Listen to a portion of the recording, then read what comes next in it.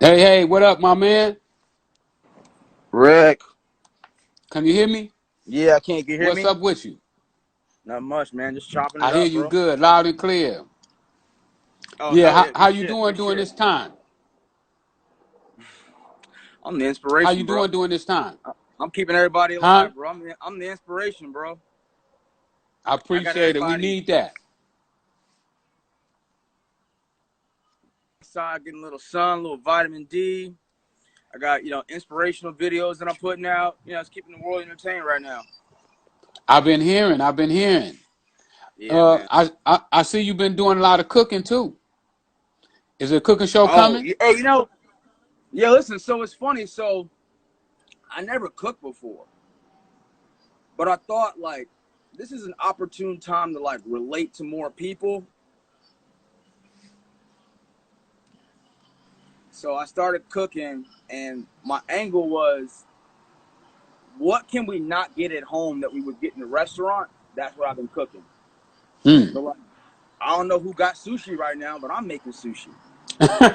You know what I'm saying? I don't know who got lamb chops right now, but I'm making lamb chops. So like now, and then it's crazy because now people have been like hitting me up, like booking me. So I've been working in like Beverly Hills, and I went to La Jolla and San Diego. I've been getting jobs, like booking jobs, and it's been fun and entertaining because it's like you get to be around people and make a little bread. So it's cool. No doubt, no doubt. It's funny how passion can become a passive income. It's so true. Hey, I actually want to ask you about that. So like, what's your mindset on like building a business? Well, so often what I find most people have when they're building a business is that they go into it to look for money. Mm-hmm. When I build a business, I look for it to make it great. I'm not money driven, even though people may think I am, because I'm always talking about business and earning and doing more. But I look at business more or less helping other people, doing a service for somebody, making somebody happy, making their day, uh, uh, assisting them in whatever problems that they have. And I find out when you do that, the money just comes. Money just comes. Hey, so like, who do you who do you look at in like business as somebody here like, I admire that man, the way that he runs his business, like the way that he's about his shit, like I'm with it. Who's that who you admire? Oh my goodness, man! It's so many people. When I was in prison, I read about 300 books while I was gone, over Yeah. 300, and there was just so many people. Uh, so when you say about doing a business, I really don't have direct access to a lot of people that are running successful businesses. Right. Uh, uh, I don't know. It's kind of strange too. It's like most of the people that I have access to are small businesses. Mm-hmm. It seems like when now I know about three billionaires, but I don't really like the way they conduct business. Why is that? Uh, most of them are self-centered. You know. Why is that? Uh, You think it's insecurity, or you think that's just because like well, money well, exposes people? yeah. When you get a little money, you get a platform. You can start to get a big head, and especially if you didn't earn this business on your own.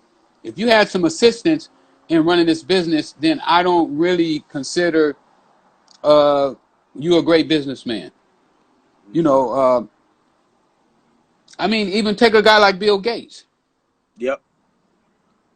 First of all, he stole the idea Yep. from somebody. Yep. Then his dad was a patent attorney. Yep. So literally, his whole concept of business was not his own.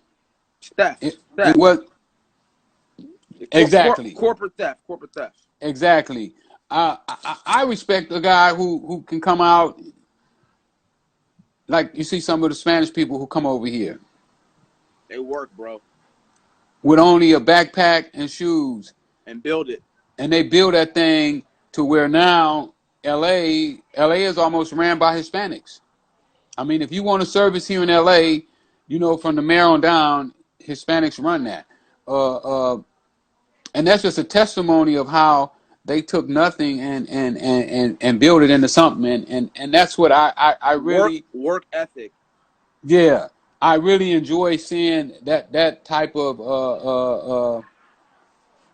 work ethic. I mean, even like with Michael Blackson, I remember when I got out of prison, Mike was getting like $3,000 a show, and to see him build that up to what it is right now is a testament. And Kevin Hart too. You know, I remember when I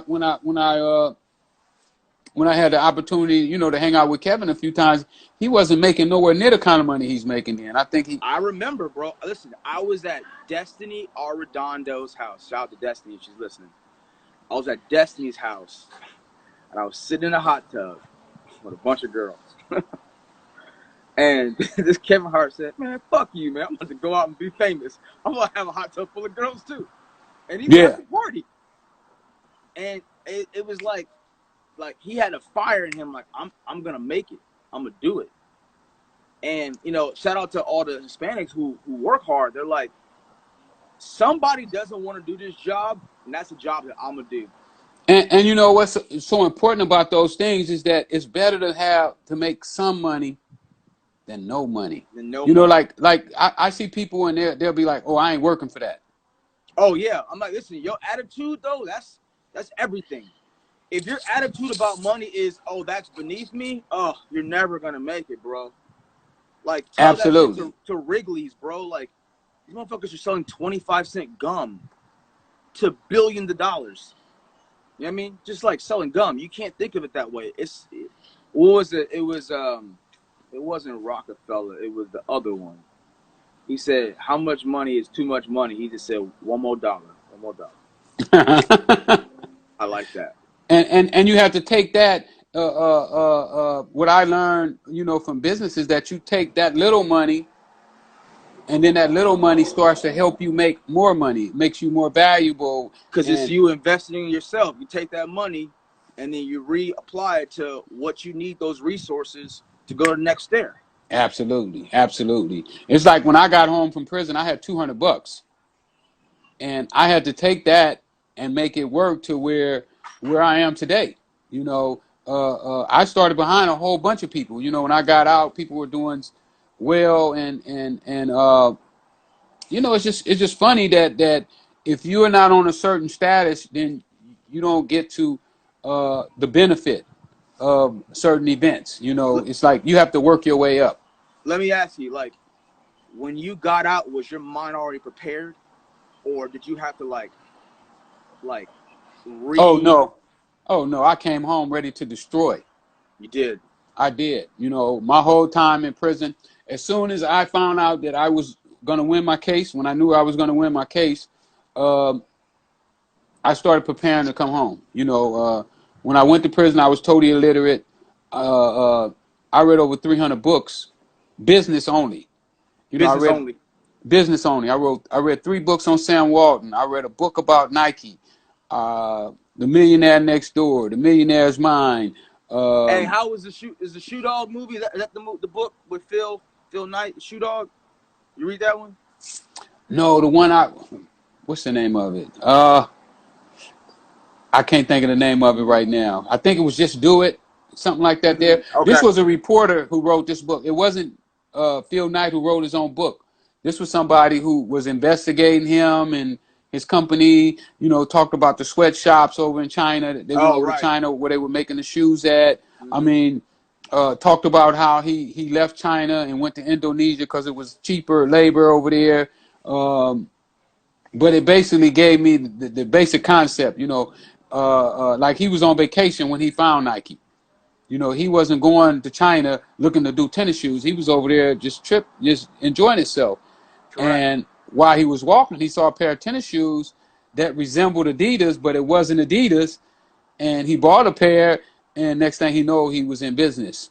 It was called Tigers. Was it called Tigers? Tigers, yeah. Shout out to Windsor Hills right there. I see somebody put a little post on Windsor Hills. What up, Sam? How you doing? Shout out to Windsor Hills. No doubt, no doubt. Yeah, so my approach to business is just start wherever you at. You know, start with what you have. Do not wait around until it gets perfect, because it's never going to be perfect. I mean, even right now, you know, with all the things that I have going on, they're not perfect. You Correct. know, I still have I still have issues with my businesses, you know, with my business plans, and you know, people coming with this idea, and I'm not doing this right in other people's minds. But what I do is I continue to try to better myself every single day. Bro, Um, you gotta send me some of those business plans. Put my hands in that for you, man. I'm all about this business stuff, man. I'm learning a lot. well, I just got into business probably about a year ago, and it's like I love it, bro. I love it. oh man, wait till you start leveraging, and that's what really tripped me out about a lot of blacks is that we don't leverage. We don't. And that's one of my strong points is I'm a leverager. You know, I will put my neck out for an opportunity to leverage something. Right. And most people won't do leveraging, and I just love leveraging. You think that's Uh, because a lot of like I'll just say blacks don't have a relationship with their father, so they weren't taught to leverage. really, we were probably taught not to leverage because back in the day there were people that tried to take our land, and they probably took a lot of black land, you know, from getting leverage. Leveraging is basically you taking a chance uh, with something to gain something else. And you know, if it didn't work out, and sometimes it probably was working out, but you know, you didn't really have no rights. You know, being a black man in America, that even if you was dead right, they still would come and take your property anyway. True You that. know, or gave you a crazy interest rate, or the paperwork was twisted, or you know, just so many things that Fine print. happened to us. Fine print. So exactly. So what that did to our ancestors, our grandfathers and grandmothers, is that made them not wanting to leverage. Resistant to that. Right. Yeah, but me, I love leveraging. I've been leveraging myself to where I am right now. You know, I literally uh, look like more and have more because I'm so leveraged. You know, right now I'm about $160,000 in credit card debt, which I'm perfectly fine with. You Right. know, I It's take my just credit. paper. It's just paper. Yeah, I take my credit cards. I go to the auction. I buy a car, and every time I sell one of the cars, I make $3,000. Plus, I get to drive it. I don't have a car note. I don't have to pay a regular insurance, you know, because the company is insured. So Yep. that puts the insurance on my car. So literally, I get to drive a car and get paid for driving it. That's how I look at it. I get to drive different cars all the time. Uh, Used to be not so new cars, but now I get to drive 2018s and Yeah. 17s and 16s, and I'm gonna get paid for driving it. I love it. I love it. When other people are paying car notes, It's you true. know. So that's one form of leveraging that I did, and one form that I want to teach on the website. It's crazy. I've been teaching all my family how to do it too, and it's funny how we are that we're so scared of opening up bank accounts, having credit cards, and I don't know if you know, but Robert Townsend. You remember Robert Townsend? Yeah. I remember Robert Townsend. I Remember know Rob. Hollywood Shuffle? Yep. He did that with credit cards.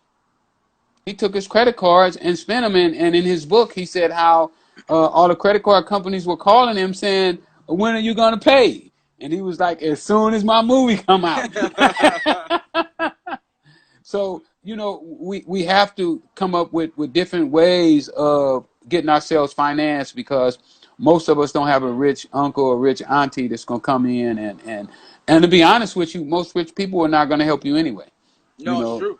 But they, they I've sat at those dinner tables though, where the dude sitting next to me, that's his rich uncle, and his rich uncle's gonna give him whatever he need, whether it's $20,000 or $200,000. Uncle got it, bro. I'm like, that's a nice setup, man. Nice setup yeah. to have a rich uncle. I bet they wasn't black. No. Hey, you've been acting for a long time, man. Since you was 16. Yeah, Was cousins? Was that? How was that for you when you started doing that? I loved it, man. I loved it. So we shot Cousin Skeeter in downtown LA. So every morning at 6 o'clock in the morning, I was in downtown LA working for 12 hours, like putting it out, man, just grinding it out. And I loved it, man. I love getting up early and going to apply myself. And whenever I have work, it's like the best version of myself. When I don't have nothing to do, I get in trouble. You know what Wait, I'm saying? that's